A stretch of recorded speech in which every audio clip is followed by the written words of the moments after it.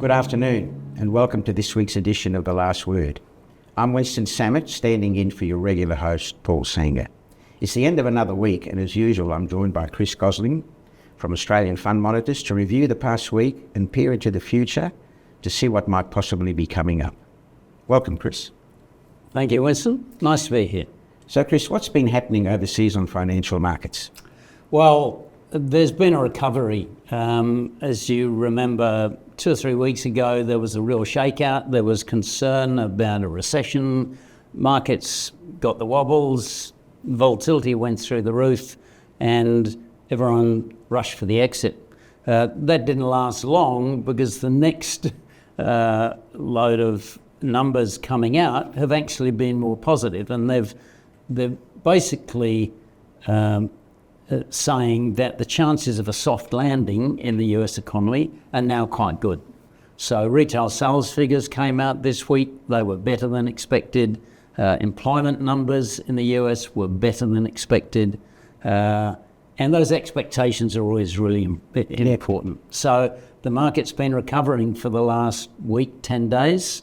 Fear is off the agenda. The VIX has come right down, it's halved down to about 14, 16. And it's off the races again, I think, there, because the expectations are that in September the Fed will cut rates. There's some people thinking they'll cut 50 basis points, some 25. My guess would be 25. I think they'd only be cutting rates by 50 bips if they thought the economy was falling in a hole. And it's not falling in a hole, so I think they'll err on the side of caution. The market will be happy with a 25 basis point cut, and that will be good for equity markets. Okay, good. Let's now move to this side of the Pacific.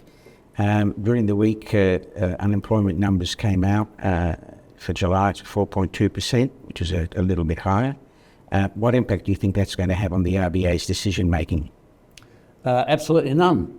I think the RBA has been really consistent in saying that inflation is their number one key, and that unemployment rate, it may sound like it inched up a little bit.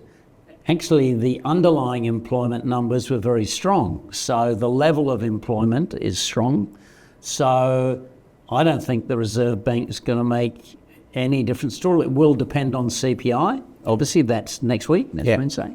But the Reserve Bank has really been very firm on saying inflation is number one key. Inflation is around 4%, 3.9, 3.8, 4%, depending which number you take. But if you look at a chart, it's been trending up really since last December. It hasn't been falling. During the week, the Deputy Governor of the Reserve Bank came out, and he's quite a colourful character, Mr. Horsey. He came out and he slammed economists and predictors and forecasters and basically, somewhat tongue-in-cheek, told them they're all a bunch of charlatans, which I'm not going to get into that argument. But the Reserve Bank has a problem because they're trying to curb inflation. It's their number one thing, and maintain full employment. You may remember some time ago, Michelle Bullock, when she was Deputy Governor, was saying that they'd rather have unemployment in the high fours, not in the low fours, because that would curb demand. But you've got the government throwing money at everyone. They're trying to spotlight it, obviously, but they're not. They're throwing money around. They've got an election coming up. They're trying to be nice guys. They're trying to say they've got inflation under control, but obviously they haven't helped it. So there's a bit of a battle going on. It's going to be interesting, but to get back to your question, I don't think the Reserve Bank will be moving unless there's a significant drop in CPI, or until there's a significant drop in CPI. Okay. Good, thanks. Now turning to overseas again, the Chinese economy is flat. It's been flat for a while. I think all economies when they grow so strongly as they do, and the Chinese really went in for infrastructure development and property development, and that's hit a wall. You got hit a wall by Chinese standards, that is. The Chinese government's trying to stimulate the economy. The Chinese consumer is not having any of that, and they're basically cautious. The Chinese are essentially a cautious, saving type conservative population. So I don't think there's going to be much change in that, really. Okay. And we're now well into the reporting period. Anything stood out for you in terms of? Well, we tend not to look at specific stocks, but the one that was interesting to us was Commonwealth Bank. And Commonwealth Bank came out with a series of numbers on where people were saving or not saving and where they were hurting and not hurting. And this is one of the problems, I think, in the underlying inflation environment, that you've got roughly 1/3 of the population has a mortgage. They're hurting, but only actually some of those are hurting because some of them might have taken out a mortgage 10, 15, 20 years ago, and they've got the benefit of strongly rising property and their mortgage is coming down, and so they're not hurting as much. The people who are hurting are the young people or younger people who have bought and taken up a mortgage, borrowed quite heavily, and have seen their interest rates go up significantly over the last 2 or 3 years. At the other end of the scale, you've got people, dare I say it, closer to our vintage. I'm not going to get into any personality details there, but closer.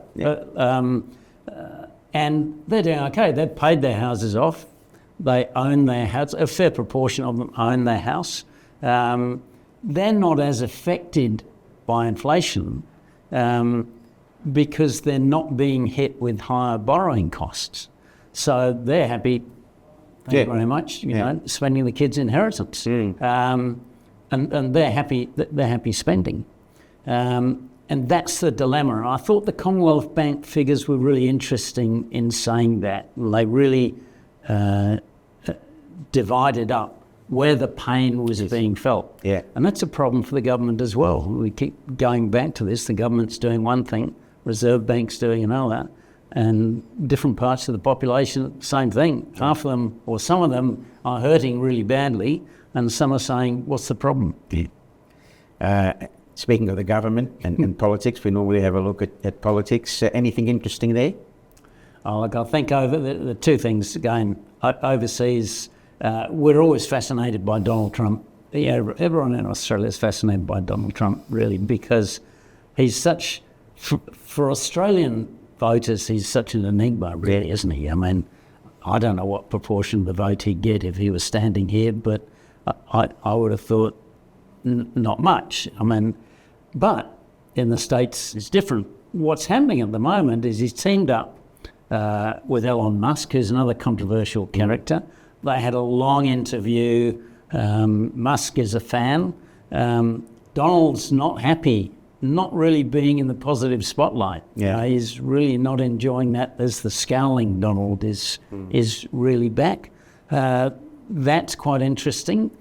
I think it's actually, funnily enough, affecting Tesla, because I read something during the week. There's a lot of potential Tesla buyers in the US who are Democrats, and they're saying, hang on, I'm not going to buy one of these because Musk has identified himself so much with the motor vehicle. Yeah. So that's quite interesting, but Musk, a bit like Donald, never seems to care about who he upsets along the way. But when you're that rich, you don't really care much. Well, maybe you don't. Maybe you don't. So he's lost a few bill. Yeah. Locally, politics is pretty boring. There was a good article in this morning's Fairfax Press about the government sort of a bit flat. You know, they've got a real problem. They're trying to say, aren't we doing a terrific job? As we said before, a lot of people are hurting. The government knows that, so they're throwing money at them. But if they're doing a terrific job, why are they throwing money at them to try and sort of When they're, keep their noses above water. And as we've talked about for the last couple of weeks, we're not that far away from election. Yes, it could be next May, but it could well be early. And the polls are pretty much line ball at the moment. Yeah. Interesting stuff. Very interesting position. Well, thank you, Chris. I really appreciate that. That's it from us and another edition of The Last Word. Have a great weekend and we'll be back with you next week.